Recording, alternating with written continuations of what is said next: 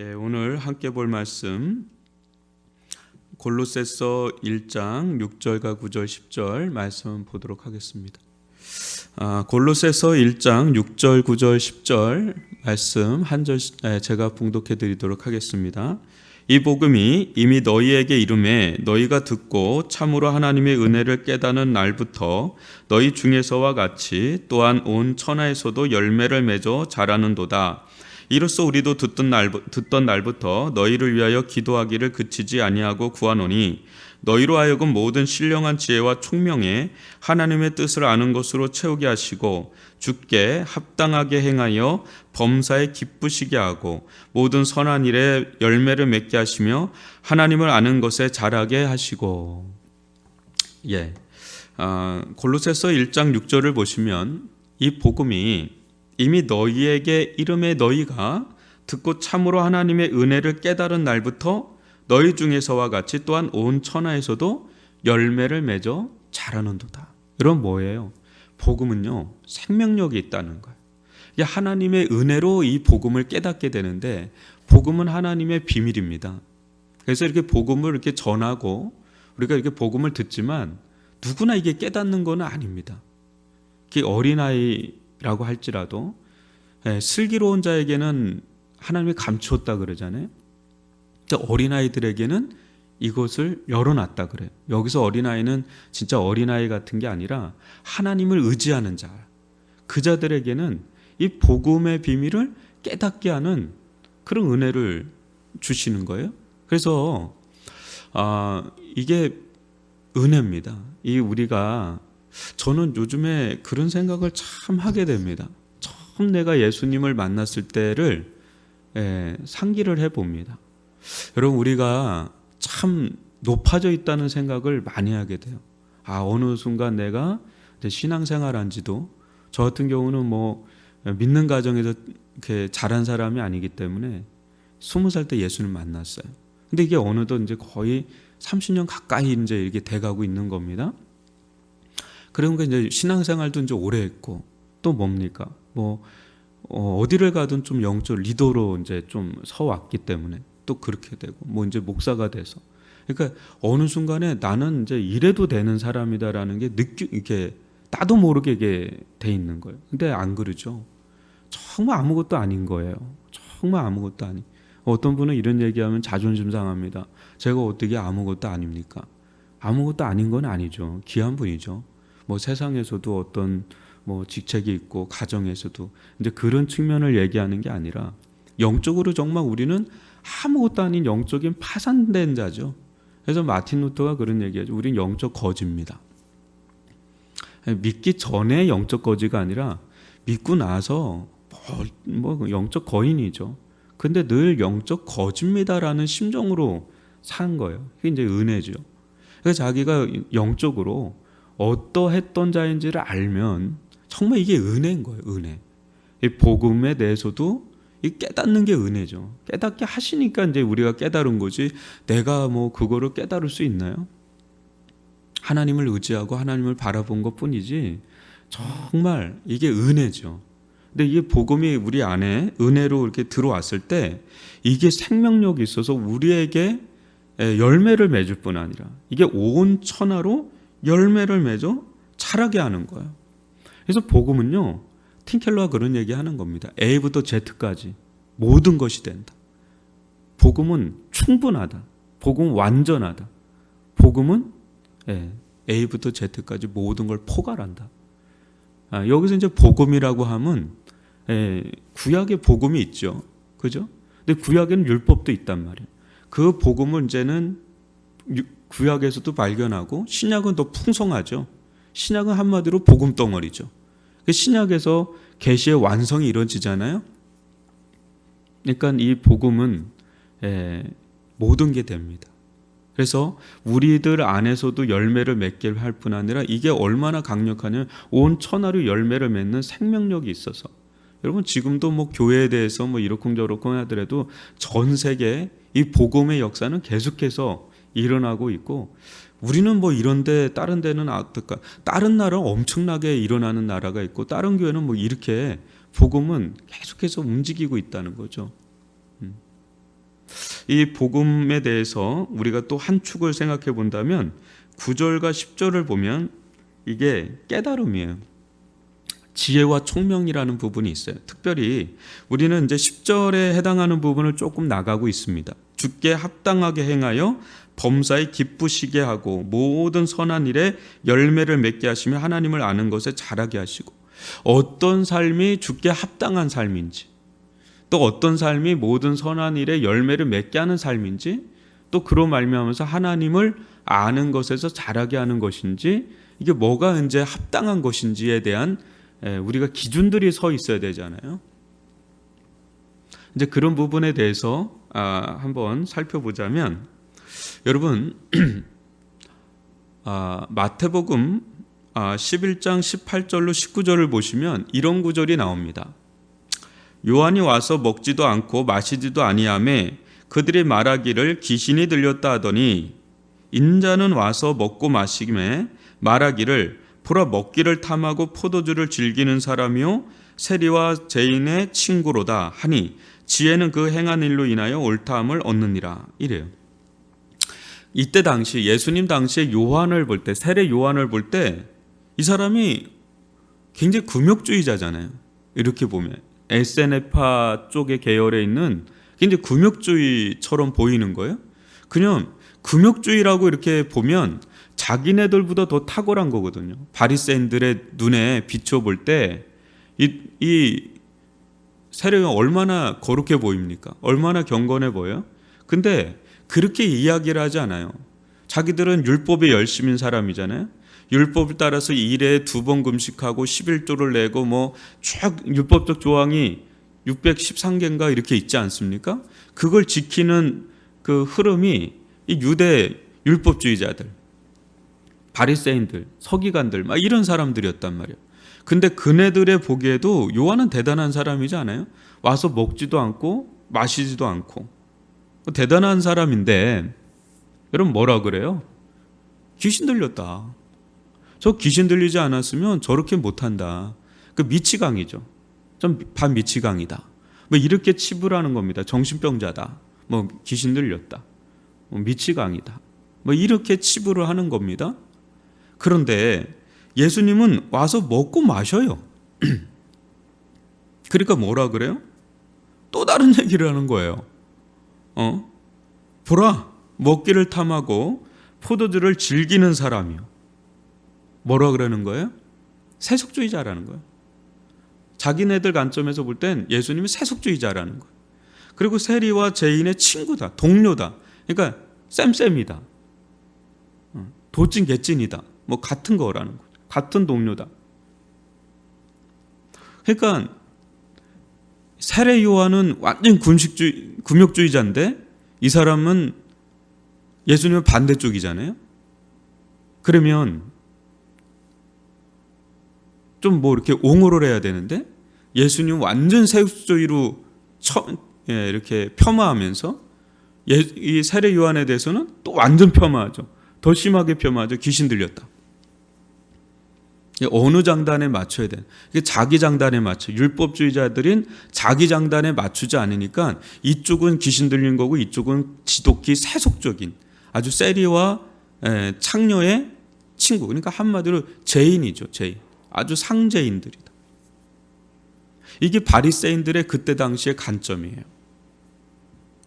그것을 제가 좀 도표로 한번 그려봤는데, 한번 보시면 율법자들의 눈에는 자기가 이제 중심입니다. 서기관 바리새인들. 예수님을 바라볼 때 세속주의자예요. 세례 요한은 금욕주의나 정신 이상자인 겁니다. 여러분 완전히 양극으로 보고 있는 거예요. 지금 이제 예수님과 세례 요한은 서기관들이 볼 때는 완전히 상극인데 이쪽은 이런 거고 이쪽은 이런 거예요.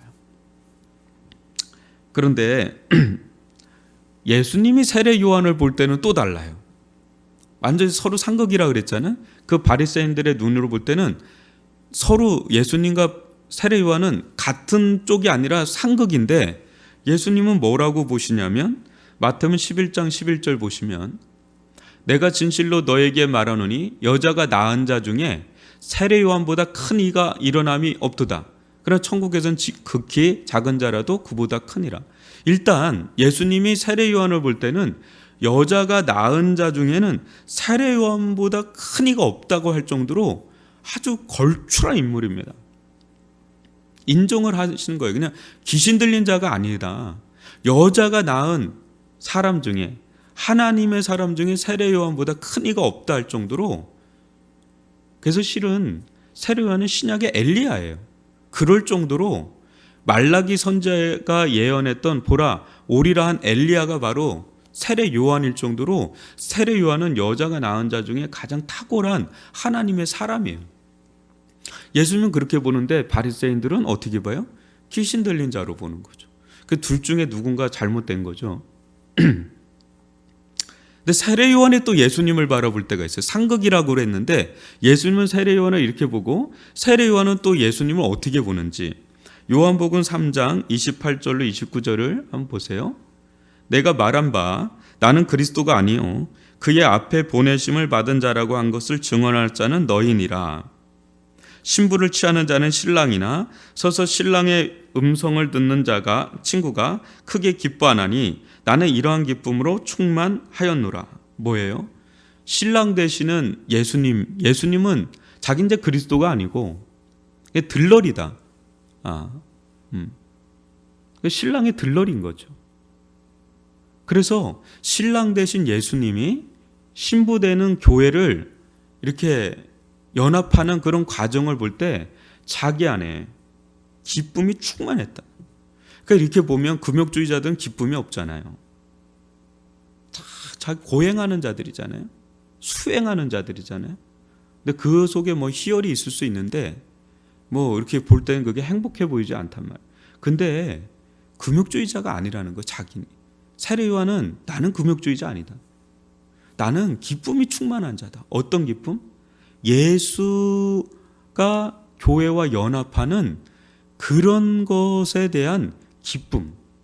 그러니까 예수를 믿는 사람들이 막 일어나면 너무너무 덩달아 기쁜 거예요. 그 기쁨으로 충만했던 자가 회개를 하고요.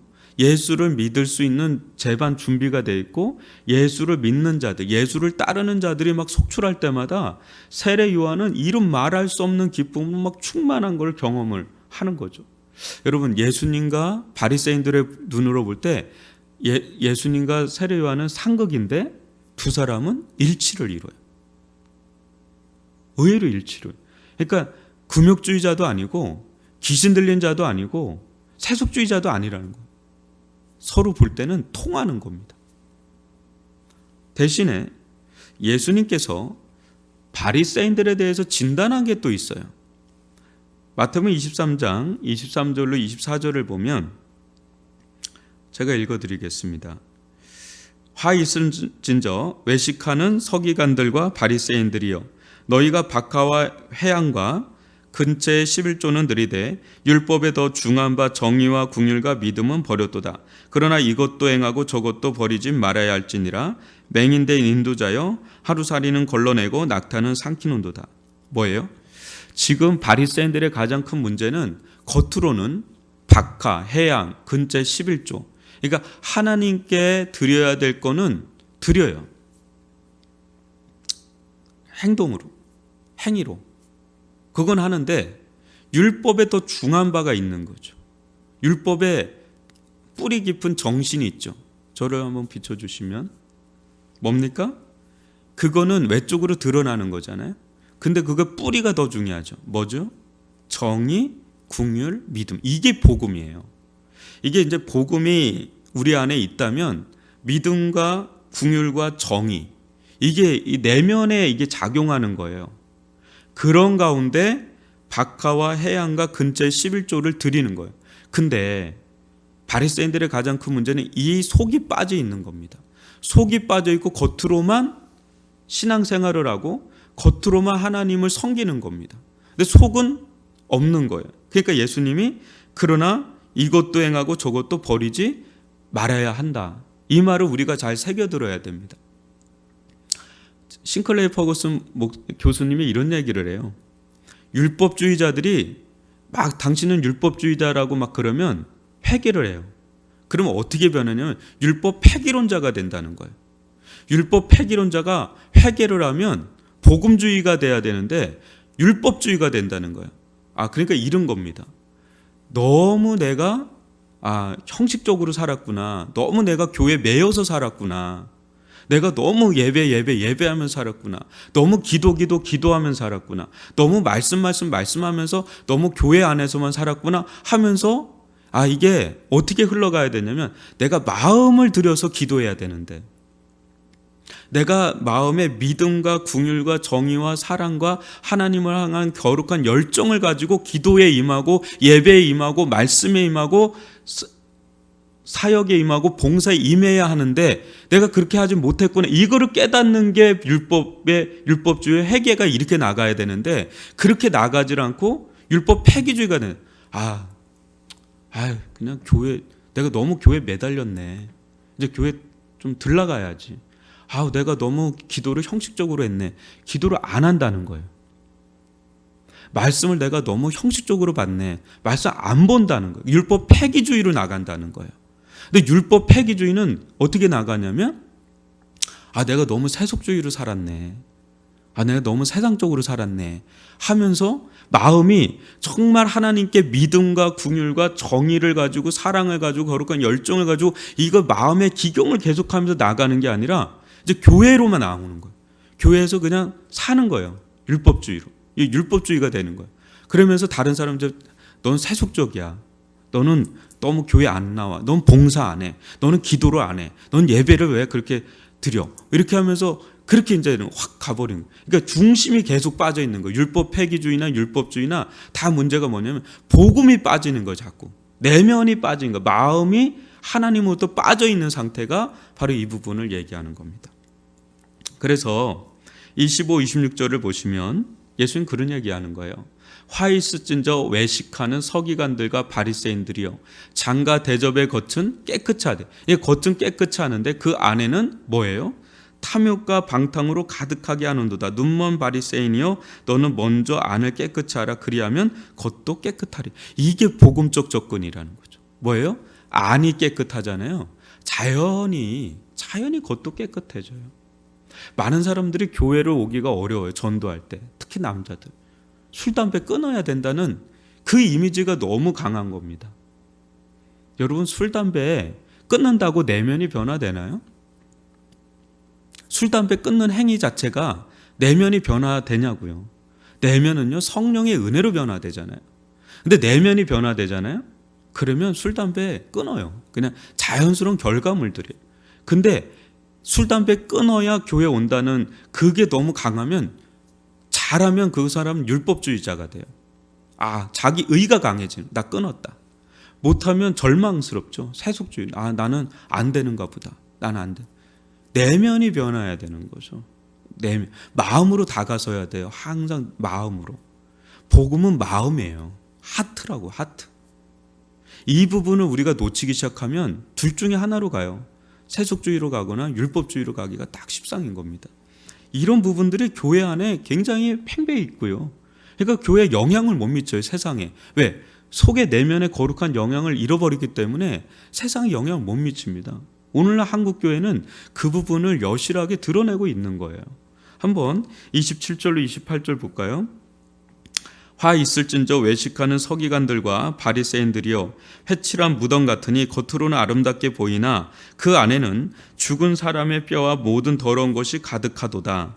이와 같이 너희도 겉으로는 사람에게 옳게 보이되 안으로는 외식과 불법이 가득하도다. 이게 예수님께서 바리새인들과 서기관들을 바라보던 시선입니다. 그들은 예수님은 세속주의라고 봤거든요. 왜? 겉으로 볼 때 막 세리들과 어울리고 창녀들과 어울리고 먹고 마시고, 근데 예수님은 그 속에 뭐예요? 거룩으로 꽉 찬 분인 거예요.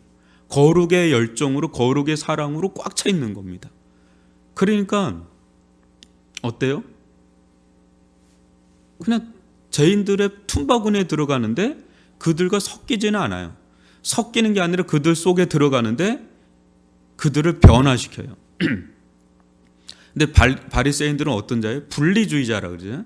그냥 분리하는 거예요. 죄인들과 세리들 가운데 들어가서 그들 가운데 사랑을 베풀고 긍휼을 베풀고 은혜를 베풀어서 변화시키는 게 아니라 그냥 죄인이라고 정죄하고 판단만 하고 분리하는 거죠. 분리의 영이 있는 게 바리새인들의 대표적인 영이에요. 여러분, 우리가 세상 속으로 파고 들어가고 또 새 가족들 가운데 파고 들어가서 그들과 어울리지 않고 자기네끼리 어울리잖아요. 그러면 그게 바리새인들에게 딱 십상인 겁니다. 율법주의적인 영으로 꽉 차기가 십상이에요. 들어가야 되는 거예요. 들어가는데 섞이지는 않는 거예요. 섞이는 게 아니라 그들을 거룩하게 변화시키는 거예요. 그러려면 내 내면에 이게 있어야 되는 거죠. 내 안에 뭐가 있어야 돼요. 거룩한 능력이 있어야 되죠. 은혜가 있어야 돼요. 사랑이 있어야 돼요. 그래야 나도 변화될 뿐 아니라 내가 세상을 변화시킬 수 있는 힘이 생기는 거죠. 그래서 복음은요, 능력이 있고 복음은 열매를 맺게 하는 힘이 있는 거예요. 그게 세례 요한 가운데도 있었던 겁니다. 그들은 막 금욕주의자라고 정신 이상자라고 하고 막 그러지만 그 안에는 기쁨이 있어요. 충만함이 있어요. 은혜가 있어요. 그러니까 죄인들의 tum바구니 속으로 들어가서 그들을 회개시키고 변화시키는 그 일들을 감당한단 말이죠. 교회는 그런 곳이에요. 교회는 딱 들어오면 교회 안에는 진짜 진실함이 있는 거죠. 주님 안에 앞에 서 있는 진실함이 있는 거예요. 형식이 아니라 진실함. 진실함이 이제 형식을 맺죠. 나타나죠. 그런 것들이. 기도로도 나타나고 섬김으로도 나타나고 다 나타나죠. 근데 그게 어떻게 돼요? 이제 외부로까지 뻗어 나가죠. 그게 우리가 전도하고 선교하는 결국 선교적 공동체가 돼야 되는 거죠. 결국 복음은 선교적 공동체죠. 그러니까 예수는 땅 끝까지 이르러 내 증인이 되리라. 계속해서 들어가는 거죠. 세상 속으로 들어가는 거죠. 여러분 어떻습니까? 이런 부분으로 우리를 한번 보자는 거죠. 그래서 율법주의자들의 정체에 대해서 한번 좀 간추려 보면 도식이 이래요. 자아가 세상이에요. 근데 겉은 율법적 영성, 강한 종교적 틀이 있는 겁니다. 근데 자아가 뭐라고 했어요? 세상이에요, 세상. 그래서 세속주의하고 엮이는 거예요, 이게. 오늘날은 율법적 영성을 가진 사람이 그리 많지 않아요. 그렇게 교회 안 온다니까요. 교회 열심히 일단 율법적 영성인 사람은 겉으로 종교적 열심이 상당한 거예요, 기본적으로. 근데 그런 사람들이 이제 본의 아니게 굉장히 문제를 일으킬 때가 있죠. 우린 그걸 이제 경계를 하는 건데 기본적으로 오늘날은 그거보다는 어때요? 세속적 영성이 더 강하죠. 왜? 뿌리가 세속이에요. 이게 세속, 첫 자들과 둘째 아들이 다 우리 안에 있단 말이죠. 근데 이게 복음적 영성이 있는데 복음적 영성은 자아가 예수예요. 예수 중심이에요. 이런 사람들의 특징은 실질적 거룩이 있어요. 이게 틀에 얽매 있는 자가 아니라 실질적 거룩이 있어요. 이게 복음적 영성이에요. 이제 이럴 때 기도가 달라지죠. 열렬해지죠. 그 기도하지 않으면 못 견뎌요. 그러니까 기도를 해야 돼서 하는 게 아니라 기도하지 않으면 못 견디고 기도를 하고 푸고 그때 이제 열렬하게 나가죠. 어때요? 말씀도 봐야 돼서가 아니라 보고 싶은 사람이 되는 거예요. 달콤하죠. 말씀 안에서.